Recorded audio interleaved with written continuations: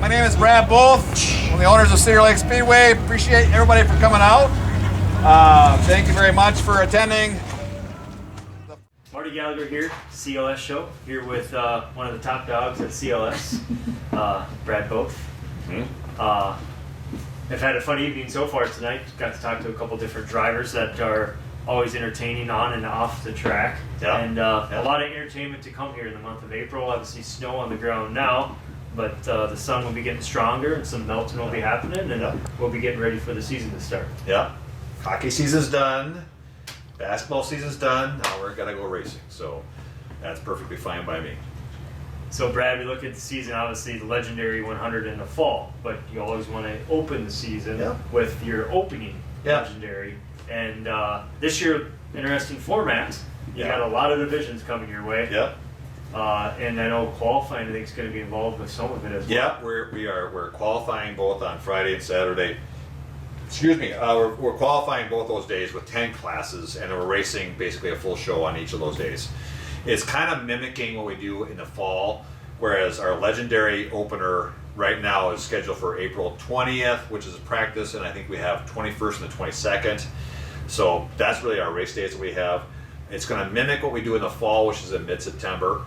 And what that means is that 10 classes of cars, from pure stocks all the way up to late models, they're all listed on our website.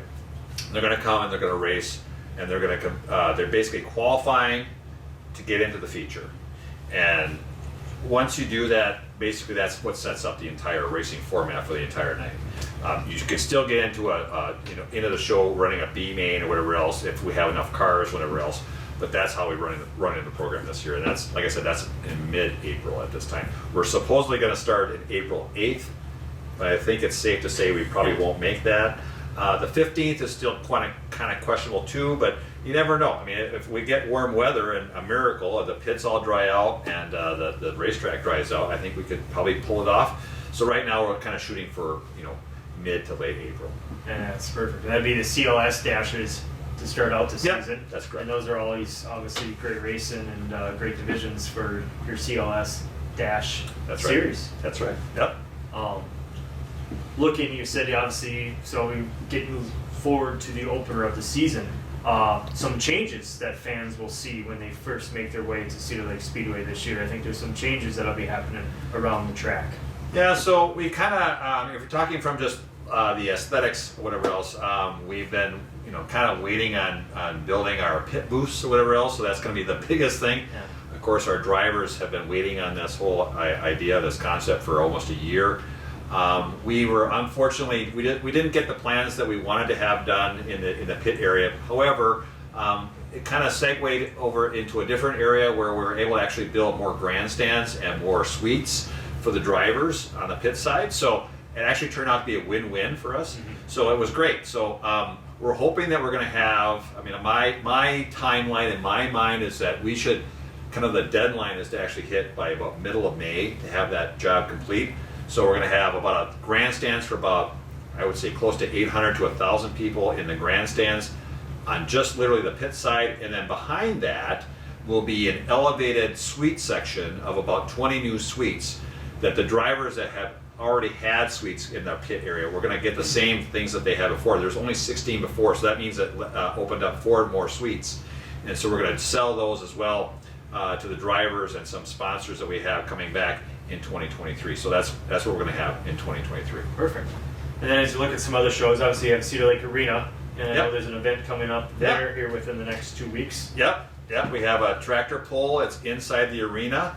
It's I think it's April 7th and 8th. And so you can see that on our website. If you go out to cedarlakespeedway.com, you can kind of see what the details are with that.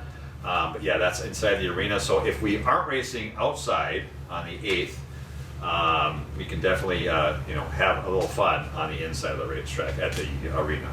You guys have stuff inside that arena 365 days a year, it seems like. It seems like it. I mean, for sure, in the wintertime, it's mostly dedicated to motocross. So say from I just kind of call it Thanksgiving time frame all the way up until almost Easter. Just that time frame of say November all the way through almost April.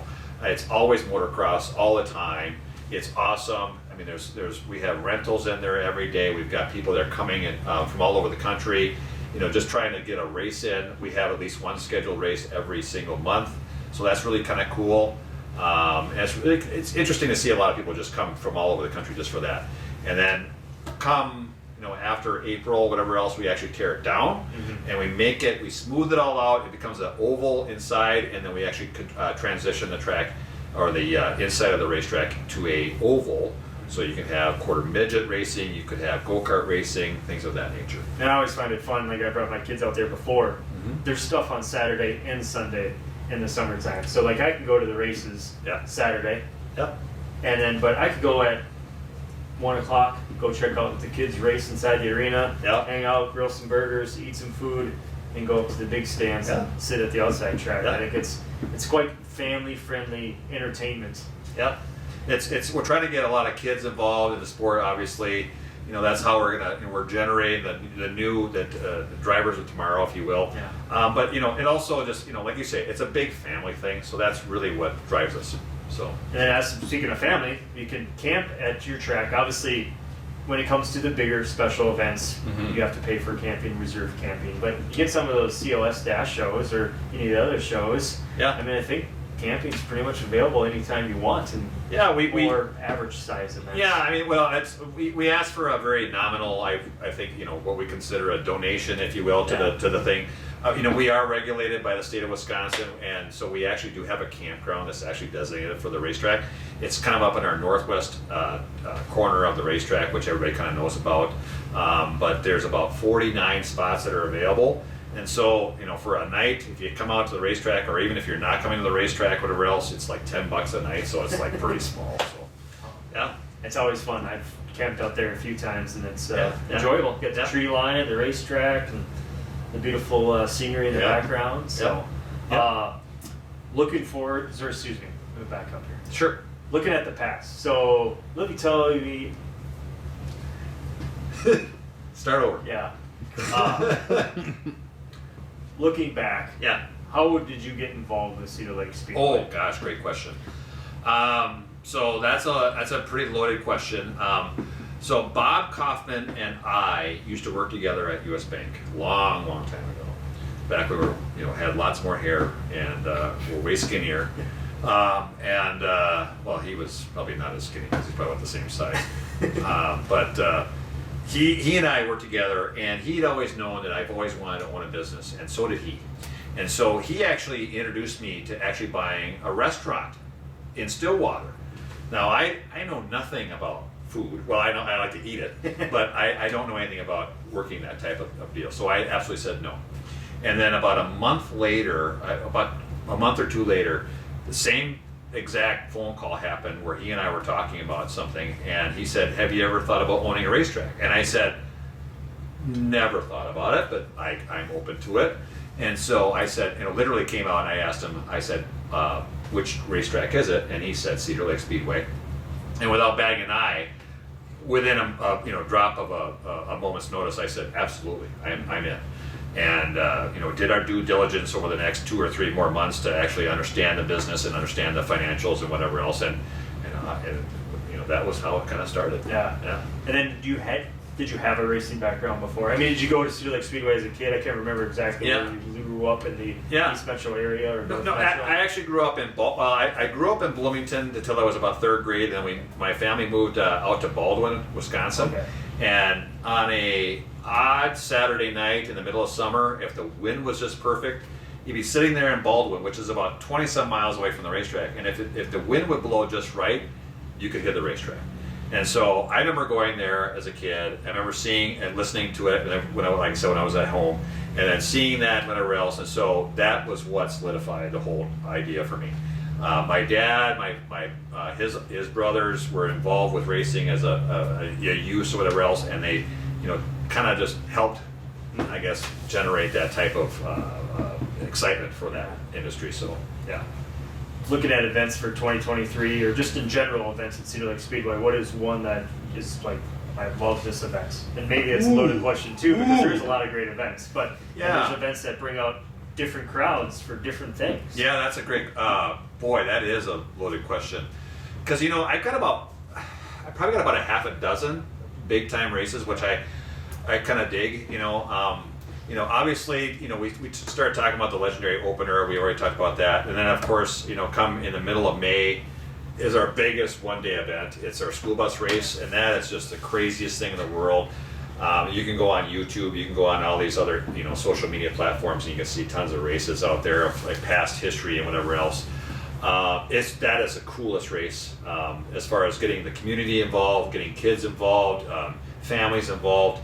I mean, it's an unbelievable event, and it's our biggest single day event that we have every year, and that's been a tradition for I don't know how many upteen years now. We go at the end of May on Memorial Day weekend. We have something called Pack the Track Night, which is it's free for the general public. So if you are watching this for the first time, if you have nothing to do on Memorial Day weekend on that Saturday or prior to, you can come out to the racetrack, and it's totally free to get into our grandstand. So it's kind of a very, very economical thing. Then comes June, July, and August, and those months are kind of the heavy hitters for racing, I should say. So June, middle of the month, we start hitting some more of our regular races, but in the middle of June, we have something called the Masters event, or Masters Weekend, where we have the USMTS, and we also put on a show for our local late models and also our limited late models, and those are some pretty significant paydays for those classes of cars. At the end of June, June 30th and July 1st, is our World of Outlaw Sprint Car Show. That's a weekend that we have there. Of course, a lot of people from the Twin Cities seem to come out, and they always use that as I remember going out on that weekend. So that's always a fun time for us, and seeing people out there. It's a big time weekend for us. Also, then in the month of July, if I kick that off, we call that the month of money. And every race in the month of July, we're paying a class a $5,000 to win purse. Wow. And we treat that pretty much normally on for late models, modifieds, pro stocks, and Midwest modifieds. So every one of those classes on one of those weekends is running for the big purse. That's awesome. And then finally, when we wrap up with August, or we get into the first weekend of August, is our USA Nationals. And that's the biggest late model, what we call the crown jewel, or one of the crown jewels. It is a fantastic race that we have as well. A lot of racing coming ahead here at Cedar Lake Speedway. I'm going to back up to the buses. Yeah. Which, like a great event. Been there before. It's entertaining. Yeah. If you want to bring someone to the track that's never been to the track and just want pure entertainment, you bring them to the bus show night. Of course, there's other divisions that are racing that night, but I know you've raced one of the buses before. Oh, I've raced over I think I guessed between, at least it's more than 10 years. I would say it's probably closer to 12 or 14 years I raced in the event. And I was kind of the crazy one that was always cutting through the infield and making havoc, whatever else, and having a good show, and that's what I did.